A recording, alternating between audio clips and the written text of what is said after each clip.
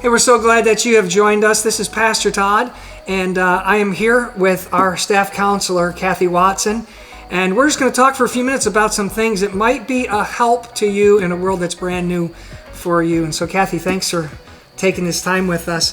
Talk to me a little bit about how do we keep our bodies and our minds well in a world that's really changed, because I know our bodies and minds are so tightly linked. Yes, as we look to the next few weeks and the changes that are coming and the changes that have already taken place, we have to be careful not to let our thoughts and our actions get away from us. So we have to be diligent in our routines and our practices to move into that.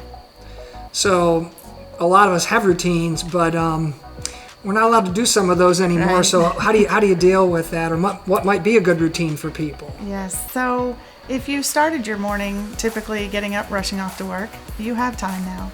So get up and spend your time in the Word. Refocus your thoughts. Have your devotions, your private time, your time that you can really refocus. And then move into breakfast, followed by an activity that's outside. Go for a walk. It's going to be beautiful the next few days, so take advantage of that. Mm-hmm. And then move back and forth from active to inactive, so that your body stays in motion, but then it gets rest.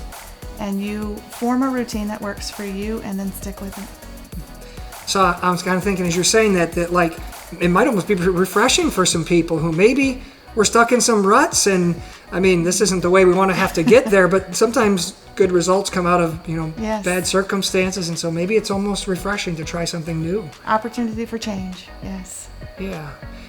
So we got kids in the house, and we need to tie them into the routine as well, and they probably also need uptime and downtime as well. Absolutely, and they need indoor and outdoor, so that they have a chance to exercise those muscles and get rid of that energy, and yet they do need that quiet time as well. It can't be all active, because then we find that their routine has changed to the point that they don't sleep like they should, they don't eat like they should. So make sure that you put that in place.